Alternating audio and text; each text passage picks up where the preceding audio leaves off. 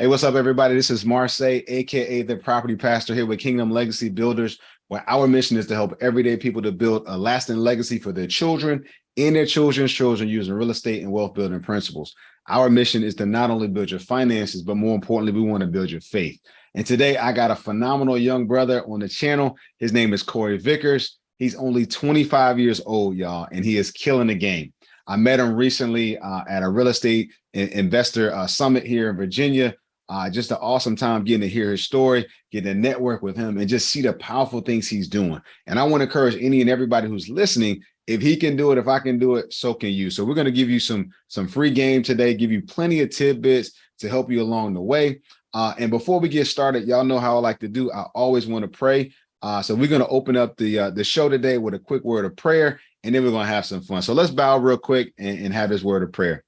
Father, thank you so much, God, for this opportunity to hang out tonight, Lord God, to do this interview, Lord, to hear Corey's story. Thank you, Father, for your grace and your mercy, God. Thank you for the opportunity, the knowledge, the information to be able to grow businesses, to be entrepreneurs, to build generational wealth. Lord, we bless you for this time, and I pray for the person listening that they will be encouraged, that they will be built up, and they will be empowered. Father, this is our prayer in Jesus' name. Amen. Amen. Well, man, Corey, welcome to the channel, man. Thank you so much for coming on today. Why don't you really quickly, man, just give us a quick rundown of you, your background. Tell us, how you got to this point, and just introduce yourself real quick for the people. All right, awesome. Well, again, thank you for having me on. I enjoyed, the real estate summit that I attended, and I got to hear your story and get a lot of jewels and gems from you as well in the real estate industry. So for everyone that's listening, my name is Corey Vickers. I'm actually a 25-year-old real estate entrepreneur. I'm originally from Long Island, New York. I moved to Chesapeake, Virginia in 10th grade of high school. My parents got a divorce and we moved down to Chesapeake. I actually played football. I was a quarterback. In around 2014 to 2016. So I got a scholarship to play football at Virginia State University. After my freshman year, I realized I was not going to the league. I didn't have the legs to make it. Everybody got so much faster. So I said, hey, you know what? Let me take these next 2 or 3 years and figure out what God's purpose is for me. Let me get really good in my skills, right? Maybe get a nice job and be able to, go on and matriculate into adulthood. So actually my junior year in college, I spent the summer doing an internship in Petersburg, Virginia. And for those who don't know, Petersburg has a lot of vacant homes. It has a lot of distressed properties, distressed people. And that's where it all started for me, right? I didn't have the money to get a license. I went to a realtor office, didn't have $2,500 to get started. So I started doing research on how can I get started in real estate with little to no money. Wholesaling was everywhere online. So from there, I just started getting all the information going. And then I started doing deals my junior year of college. And then when COVID happened, I was able to actually do real estate full time. I actually moved into a house with 2 other wholesalers, and we worked for 4 or 5 months and started to, buying rental properties creatively. And we bought a whole bunch of properties up in Richmond. And now we're back down here in Chesapeake, fixing up a property right now in Port Norfolk, my first duplex. Wow. So if y'all didn't catch that, the brother was doing real estate investing, being an entrepreneur while he was still in college. Most of us want to get out of school. We got to have all the pieces together. Man, and I just applaud you for the fact that, during the pandemic, being a junior in college, then on top of it, looking out and figuring out, okay, and if I'm going to be an agent, I need the $2,500 for the courses and exams and all this kind of stuff, and saying, you know what, I'm going to keep on going. Man, I applaud you for that, man. That's a phenomenal story. So you've gone from Petersburg, now you're kind of back in Chesapeake, which for those of y'all who are not familiar with our area, that's what, maybe about an hour and some change away. Maybe an hour and a half or so from Petersburg to get down to Chesapeake. But tell us, you mentioned you bought a few properties creatively. You mentioned, working with some other wholesalers and things like that. Tell us a little bit, go ahead and break down a portfolio for us. Right now, if you've been in the game for about 3 years, what's your portfolio kind of look like overall? Give us a flair for what your portfolio looks like. Okay, awesome. So my portfolio, again, it started with wholesaling, right? So I always worked with virtual assistants. We always locked up contracts and was able to sell off to investors from deals anywhere from 10K, 15K, 30K. And over time, I started looking at these ARVs, started looking at these numbers of these properties I'm selling. I'm like, wow, I'm making my end buyers so wealthy. And I loved it, right? I enjoyed helping investors build their portfolio. I enjoyed driving up and down the street and seeing, wow, that property that was vacant before is now occupied and the community looks better. So my first portfolio, it all started honestly with a deal that my end buyer was upset that I actually wanted to keep it. I was trying to figure out how are they doing it? How are they able to use their money and actually buy this property? So it started by looking at their HUD statements on the wholesale deals I was selling and looking at the lenders on who was actually lending them this money. And I started to look and do research on Facebook out of these Roth IRAs and started from there being able to raise the capital to actually purchase the property around $70,000. I was using my own money to fix it and then refinance out. So my portfolio, what it looks like, is about 4 properties on the south side of Richmond. We rent those out to honestly the contractors, their families on those properties. We have one property that we rent out to a mental health company. It was a full gut project, so I was able to experience my first full renovation, which was a great learning experience, and burn through those as well, right? Raising the private money and then raising private money to rehab the properties and refinance out. I also picked up about 4 properties subject to, right? Taking over those mortgage payments, talking to those sellers that wanted to liquidate and still get some of that cash and keep that mortgage in place, move that property over to a land trust and take over those payments. So that's what my portfolio looks like. It's all single families and 1 duplex property, as well as I have a property that I bought cash, put it back on the MLS and seller financed the note on the back end to receive straight cash flow from that property. So we bought it for 30, sold it for 75. The buyer came and closing with 50, and then we financed the other 25 grand at 10%. So that one door makes me around $1,300 a month for 2 years. Still Wow. cash flow on the back end. Good stuff. Good stuff. Man, that was a lot for those of y'all who I know he threw a lot of big terms out there, and we're going to unpack that. So don't worry. If you're like, what's a bird? What's a wholesale? What's up to? Don't worry. We're going to break those down for you guys because there's, you hit years of experience as a real estate investor. A lot of people are like buy and hold, fix and flip only. But I want to unpack that for a little bit. Let's start with wholesaling first of all. Really quickly, define what wholesaling is for the person who's never heard of it before. Most people think if I'm going to sell a house, I've got to be a real estate agent. In your story, you found out that's going to cost me money. So you went another route. So break that down briefly. What is wholesaling? How would you define it in your own words? Awesome. So wholesaling, like you said, you don't need a license, right, to start wholesaling real estate. So just think of wholesaling as being a middleman between a homeowner, right? That could be a grandmother, that could be your father, that could be someone that may have a property that they don't want, tenant occupied, and you're able to come to an agreement with that seller, right? Without having to actually purchase the property, right? Come to an agreement on a sales price and be able to assign your rights over to an end buyer who's either looking to buy and hold the property and be a landlord, or they're looking to fix the property and maybe flip it for resale, or of course, move in the property. So it's really about being a middleman in between the seller and a buyer and assigning your rights to purchase the property over to an end buyer, selling that equitable interest and being able to get the spread in between as an assignment fee. Yeah, so you're basically making a commission by being that middle person, kind of linking up the buyer with the seller, and then you're the guy in the middle, and you get a difference, right? So, in that, you said you were staying with some friends, right? Were you living with some friends at the time? No, so when I started wholesaling, I started in college. So That's right. Started this summer, right? I was driving almost an hour north all the way to Glen Allen. It's about an hour drive in my 1999 Toyota Corolla, no AC in the car, hot as I don't know what, trying to figure out how, like you said, not having a lot of time on my weekends when I get off of work. I'm like, there's not enough time in the day to be able to build my dream and my passion. So I started in college. I actually, one semester, I didn't have enough money to go back to school. So I ended up sleeping on friends' couches because I had a small savings account that said, man, if I can graduate with X amount of my savings, I think I can do this business full time. So that was one sacrifice I did. But going into COVID, I was actually able to go into like a training camp, a real estate training camp with 2 other gentlemen that were wholesalers. Okay. And I walked in the house. They were my age, 22 years old at the time. And they showed me $40,000 in assignment fees. And we just got to work for 4 months straight, wholesaling deals and things of that nature. Yeah, so that kind of became your seed money to buy more properties, right? Okay, so in that, I want everybody to kind of just grab hold of that. I mean, if you are wondering how in the world do I make money, wholesaling is a phenomenal entry point to real estate. And some people, that's what they do as their primary because it's lucrative. You can make a lot of money once you start figuring out the key skills you need in order to do that successfully. So with that, let's say a person is interested in wholesaling, just give us 3 things that you think are critical skills that a person needs in order to wholesale. Okay, well, yeah, 3 skills you're definitely going to need in wholesaling is the sales side, right? You're going to need to have some sales skills, right? You're not in real estate. We're not convincing anyone to sell their property, right? You're more, I like to say, walking them to the closing table. So you're going to need your sales skills. Another thing you're going to need in wholesaling, of course, is which ties into sales, negotiation skills, right? Because they're going to be getting many offers. They're going to get calls, text messages, mailing cards, right? So you're going to need to be able to understand how to negotiate with a seller and let them know why you're providing value to them, why they should work with an investor, off market, cash, no realtor fees, no closing costs, instead of going to the market and paying those fees. And then also with wholesaling, in my opinion, you're going to need to have consistency.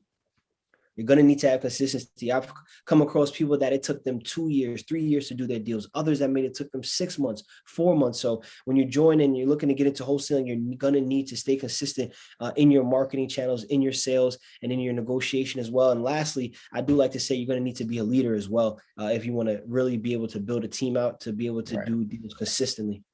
Most definitely, most definitely. A lot that goes into it, but definitely doable.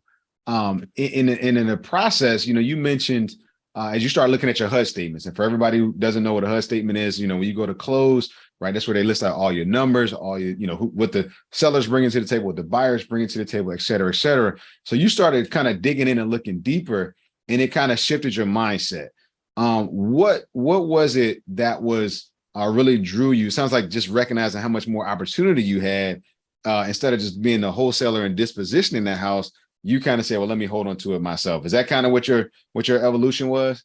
Yeah, at that time it was 2020 going into 21, the value started to really increase. And again, I started to look and see, wow, I sold this property to them for $70,000.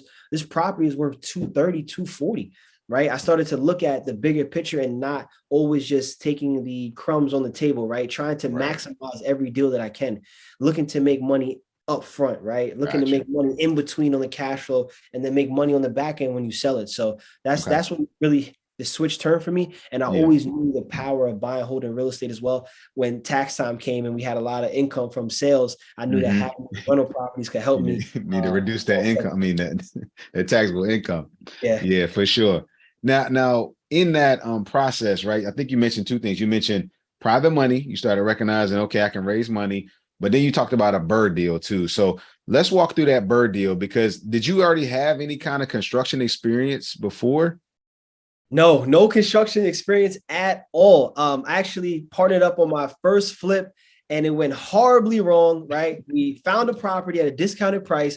I didn't know what I was doing. My partner didn't know what we were doing. So we teamed up with the contractor, and the contractor took 4 or 5 months just to gut the property. He ends up taking the money, the rehab money, out of the bank account that we shared for the construction, and we had to assign that property. So I had no construction experience.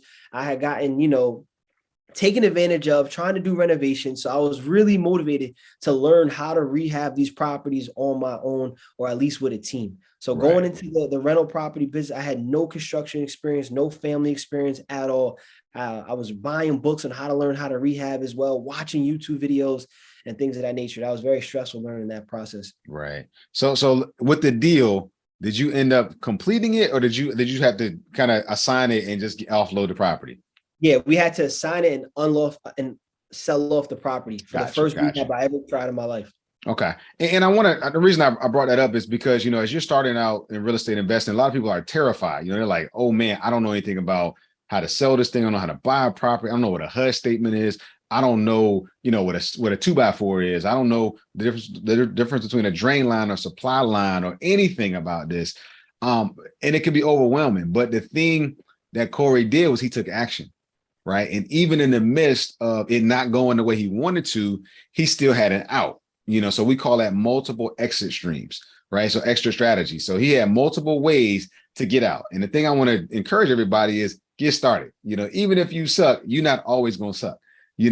At the end of the day, you're going to have some good deals, you're going to have some bad deals, but the most important thing is to take action, man. And I applaud you for doing that. The last thing I want to dig into, which I think is a little bit more advanced, but you talked about you've acquired some properties subject to. Define that briefly for us. People, they hear about Pace Morby, they come across, all these different folks who do it. My man Chris Haskins, he's a local guru at it. Break down subject to for all of the people who maybe aren't quite as familiar with that concept. All right. Awesome. Yeah. So subject to is short for subject to the existing financing, right? So what you're doing is, and I like to use an example, your mother, your father, your cousin, they have a property and they're trying to sell the property for whatever reason. They're not able to get the price that they're looking for, whether it's on the market or just multiple different reasons why they can't sell it. What you can do is actually take over the mortgage payments on that property and and what we like to do is move the deed into a land trust to protect ourselves. But in essence, what you're doing is you're taking over the mortgage payments for a seller and you're able to still give them some money at closing as well. So if they believe, hey, I may walk away and make 30, 40 grand, but after the realtor fees, the closing costs, the work on this property may be a little bit more than I expected. I may not be able to walk away with as much, but hey, Corey's giving me an offer where I can get the cash right now. Right. He's going to pay this principal down and be responsible for this payment, right? We like to do a performance deed as well in our sub two. So we let them know, hey, we missed 3 payments, then you can get the property back. So for them, they're like, hey, someone's going to put money in my bank account, pay this principal down. If they missed 3 payments, then you gave me the equity up front and I still get to keep the mortgage in my name. So that's what a subject to is. Okay. And how many did you say you have? How many right sub now two deals have you done? Four subject twos, and we refinanced out of 3 of them and put the mortgage in our own name. Got you. Okay. So you converted over after the fact. Okay. Yeah. Because sometimes folks look at sub 2 like it's a zero, out of pocket, but you're actually kind of incentivizing, the person that you're trying to get to transfer that deed over to you or to sign that deed over to you. You're incentivizing them with a little bit of cash on the front end and on the backside with the giving them the property back to the performance deed. Yeah. And a lot of times, right, we like to put a small down payment as possible, but sometimes, we've done sub 2s for 7,000, 12,000, 22,000. So it ranges depending on the situation and the equity and the price point, and the motivation really is what it comes down to with that seller. Okay. And right now you're actively still wholesaling properties. Is that correct? Yeah, so we're actively still wholesaling. There was a time where I was a little overloaded with my rental portfolio in terms of having to rehab about 5 at one time. So I did put a pause on my marketing and sales business, but we are actively, running our wholesale business. We have virtual assistants in the Philippines. In Jamaica, as well as in India that we work with to be able to source and text leads as well as cold call leads as well in the wholesale. Okay. Good stuff, man. Good stuff, man. You are killing it after only 3 years at this.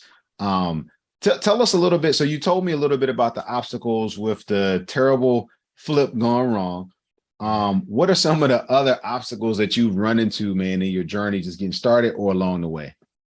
I think one of the obstacles that I had personally was just picking a direction I wanted to go, right? What was my personal ideal lifestyle and what truly comes with the lifestyle that I'm maxing for, right? Okay, if I want to grab up 30 rentals, what does that lifestyle really look like? Do I really want to build out a property management company? Do I really want to deal with 30 plus tenants? Or do I want to be a sales professional and have a floor team of sales reps? Or do I want to flip and be a big flipper and do 6-figure months every month? Or, want to be a realtor and have a team. So that was like the biggest struggle. And then also going to people, I can't speak for everybody's culture and everyone's generation, but it does seem like there's a disconnect from the younger generation to the older generation in terms of getting guidance within real estate. A lot of times maybe ego plays a part, or maybe, people are just busy and they're not willing to help the next generation. So it's hard sometimes trying to get guidance from someone that has 10, 15 years in real estate to maybe guide you in a direction. But again, I think it's about knowing who you are, knowing what your skills are, knowing what you really want,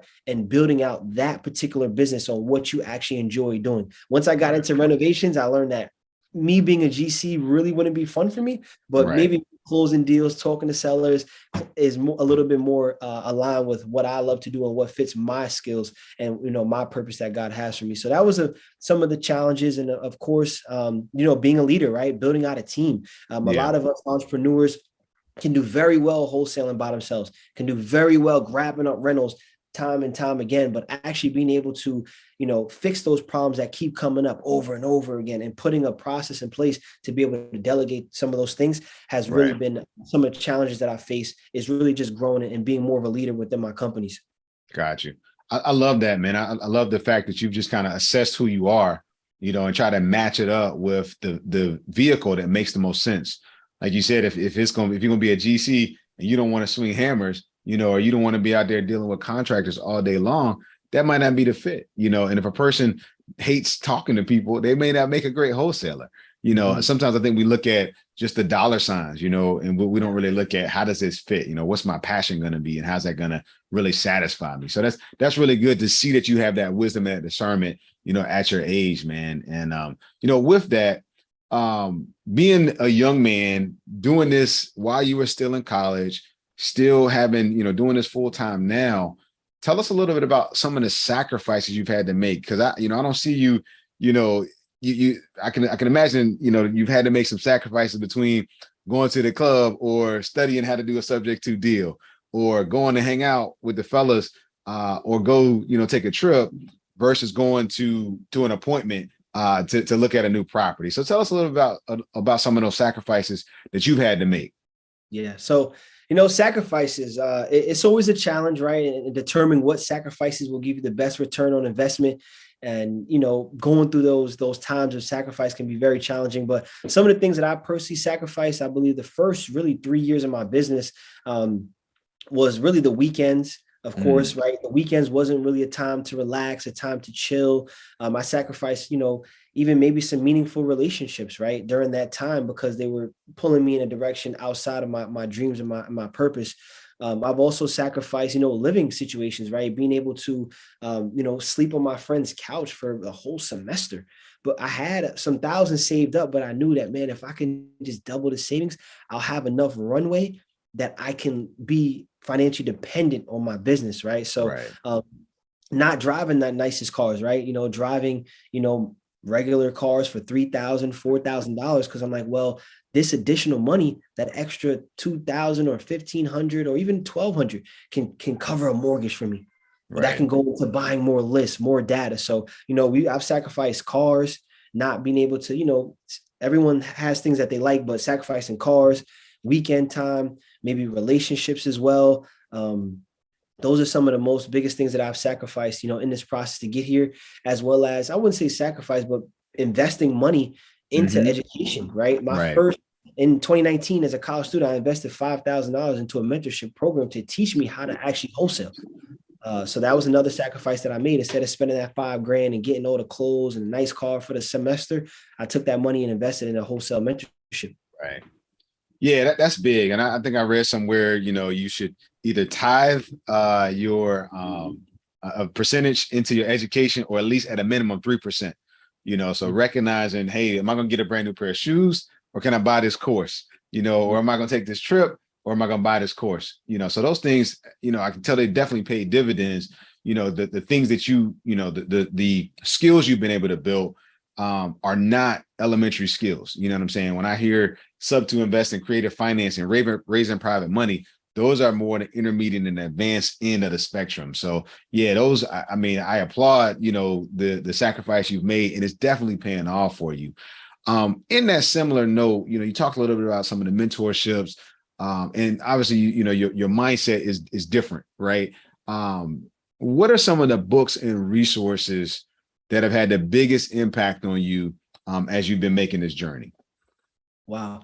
So some of the biggest resources, well, one thing I like to say is that, I'm very big on self-education.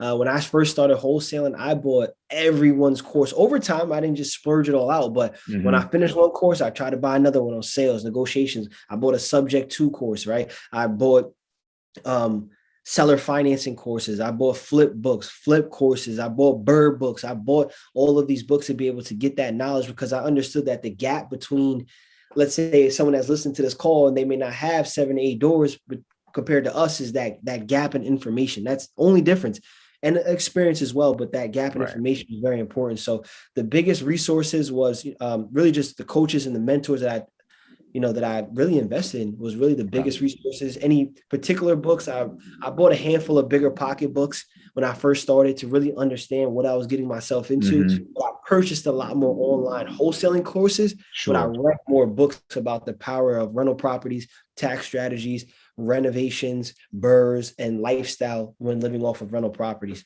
Cool. Excellent. And what we'll do for everybody listening, in the show notes, we will have some of those resources for you guys if you're interested in pursuing them further. We'll list those down in the show notes as well. So that's awesome, man. So tell me, man, what motivates you to do this, man? You're 25 years old. You're sleeping on couches, you're buying houses, you're learning all this stuff. What's the driver, man? What motivates you to do all of this? I think what motivates me to do all of this is many different parts to it, but again, it just comes down to fulfilling the purpose that I believe that God has in my heart, right? And that desire that we have within, and being able to will that desire into reality is the biggest motivation for me personally. I've been able to spend months, back working out again, 4, 5, 6 months, reading, meditating, praying, being able to, have some solitude away from the world, not indulging in certain lower end things, right? That a lot of us, I've seen older men get, caught into, or even men my generation. So being able to spend that time with God really has been able to give me that realignment. And of course, my family as well, right? Being a good example, being able to create true wealth in real life as well, right? Because children, family, they learn more from who you are than what you say to them. So that's another big motivation. But to me personally, it really comes down to the thoughts and the dreams and the visions that I have in my heart, being able to work and will those things into reality, no matter what. I know sometimes they say, oh, you have a vision, but God may have a different plan for you. But again, just going through with that plan that God has, no matter how hard or whatever sacrifices, need to be made to actually will that into reality. Man, that's good, man. That's big, and I think, I used to be a youth pastor before I started pastoring the church as a senior pastor. And I would, work with, obviously teenagers and college students. And I would tell them, I was like, hey, look, don't spend, a lot of people do is we spend the years of 18 to 30 making a lot of mistakes. Yeah. And then we spend the years from 31 to 60 trying to fix those mistakes.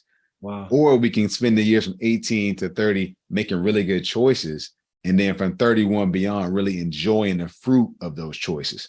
And I see you on that right end of the spectrum. So, man, I praise God for you, for the example that you are, trying to portray and trying to be the real thing, man. So that's powerful. And recognizing purpose, God's given all of us a purpose, and you really tapping in and trying to hear that purpose is so important, so critical. And I encourage everybody out there, to pursue that purpose, because that's what's going to give you the most fulfillment in this life. So with that, man, what advice would you give a person looking to get started? Maybe they're, in college now, maybe they're 22, 23, they're working at Starbucks or they're working at Walmart, and they're like, this just feels so dead end. There's no hope for me. But I see this real estate thing out there, and but to me, until I saw Corey, I didn't think it could be possible. What advice would you give them if they wanted to get started? So my biggest advice for someone that's looking to get started is to not overanalyze, right? Do not overanalyze this business. There's an old saying, right? Measure, cut. All right. A lot of people I've come across, a lot of friends, family that have that mindset, that have the vision, and I know they have the work ethic and the smarts to do it. They just overanalyze. Oh, well, what if this doesn't happen? Or what if that doesn't happen? Or what if the tenant doesn't pay? Or what if I don't get financing for it? Or what if I don't have the savings account? You guys, my biggest tip would be stop overanalyzing. Just measure, cut. As the years go by, as the experience gets better, you're going to make better deals. You're going to make better moves with your money. You're going to be an overall better investor as time goes on. Yeah. Right? Do not let fear hold you back from getting into real estate investing, right? I like the saying, I hope I say it right. You start to live life limitlessly when you live fearlessly, right? So I want everyone out there that's looking at this podcast or listening to this or thinking about real estate, looking at properties, looking online, and just haven't stepped into that, step into that fear, right? Whatever is fearful, whatever is like, oh, I don't know if it's going to work or not, try it. Why not? Right? Because 2-3 years is still going to go by. Yeah. That's one thing I realized from my younger audience. A lot of my friends that were younger, they're like, man, what's it like being 25? And did it go fast when you got out of college? I said, yes, it went very, very fast, but that time's going to go by regardless. So why not work towards something that you really want, to happen for yourself? And there's other people counting on you to do this thing. Amen, brother. Somebody got to be the first one. Yeah. Right. Somebody got to be the first one. And you hit it right on the head where you said that time's going to go by one way or another. And, taking action is so important. Even if you fail, real estate investing is somewhat forgiving in the long run. It might not feel like it when you were in the midst of that bad flip. I'm sure you had some stress on you, but at the end of the day, as you zoomed out, everything's fine. You had an exit strategy. So, man, that's great advice, man. And I think that by applying these things, we'll get there. Is that something you want to share? Want to add? Yeah, and also for the people here, because I know there's a lot more rental property people here. Please keep your job, everyone. Right? Keep your job for as long as you can. Leverage your job. That is, look at it as your consultant and leverage that, because when you get into rental properties and you start buying more than 4, 5, 6, 7, 8 at a time, or just in your portfolio, there may be a time where it's not profiting as much as you want, because you may have to fix up 3, 4 other properties. There may be a time where you may profit, let's say 5 to 6 grand a month, but you want to get it to 12 and you want to put on more mortgages on that 6 grand so you can turn it to more money, right? So just leverage that job, right? I know a lot of people on the internet just preaching rental properties, but don't talk about the importance of either a W-2 or a high earned skill to be able to take that active income and put it into these buy and hold properties. So just for everyone that's listening, hold on to your W-2 or hold on to whatever you're doing that's helping you make that active income to help you survive, because building rental property portfolio will take time. Yes, it does. Time for sure. You got to be patient in that. That's something I learned when having 4 or 5 vacant houses at a time, trying to turn them over. A month